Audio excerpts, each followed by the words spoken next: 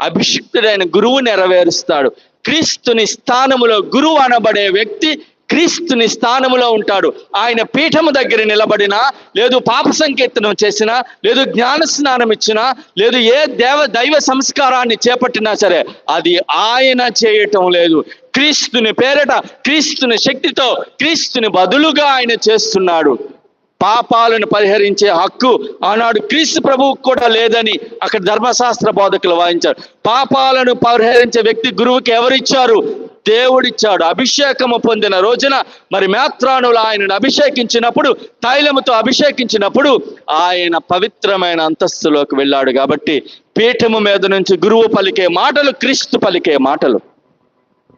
మరి పాప సంకీర్తనంలో గురువిచ్చే ఆ మన్నింపు అనేది క్రీస్తు ప్రభువు స్వయాన ఇస్తున్నది. కనుక మనము ఈనాడు క్రీస్తు ప్రభుని గురుత్వ అంతస్తును గురించి ధ్యానించేటప్పుడు మన గురువులను గురించి ధ్యానించాలి. గురు జీవితం అనేది అంత సాధారణమైనది కాదు, ఎన్నో సవాళ్లతో కూడుకున్నది. గురువు అభిషిక్తుడైన తర్వాత ఎదుర్కొనే మరి సవాళ్ళు, కష్టాలు, బాధలు, ఒంటరితనం, ఎన్ని రకాలైన సమస్యలు ఉన్నాయో తెలియదు.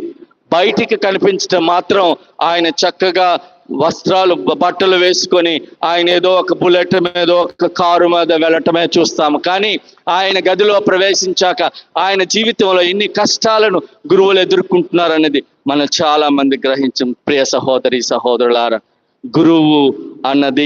గురువు అనబడే వ్యక్తి చాలా మన జీవితంలో గురువు ప్రధానంగా యాజకుడు, గురువు సేవకుడు, గురువు నాయకుడు, గురువు వారధి. గురువే కనుక లేకపోతే దేవుని వరాలు మనకు రావు. ఇక్కడ పీఠం ముందు మనకు జరుగుతున్నది మనం గమనించుదాం.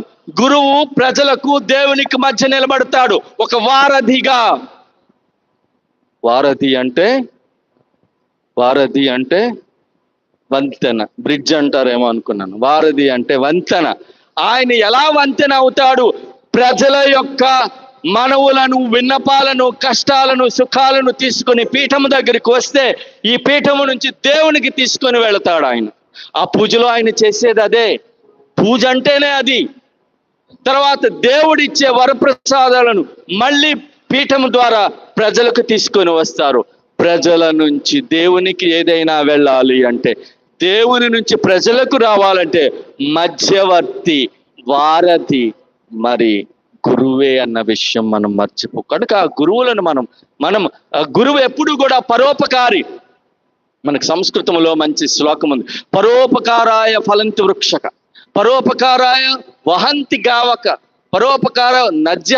ఏమంటే దాని అర్థం ఏమిటంటే, చెట్లు అనేవి పరుల కోసమే పళ్ళు ఇస్తున్నాయి, నదులు అనేవి కూడా పరుల కోసమే అవి ప్రవహిస్తున్నాయి, సూర్యచంద్రులు కూడా పరుల కోసమే అవి వెలుగునిస్తున్నాయి. అదే విధంగా గురువు కూడా పరుల కోసమే జీవిస్తాడు. కాబట్టి ప్రియ సహోదరి సహోదరుల, గురువుల కోసం ప్రార్థించాలి. ఈరోజు గురువులను గౌరవించాలి. మన గురువులను మనం సంరక్షించుకోవాలి.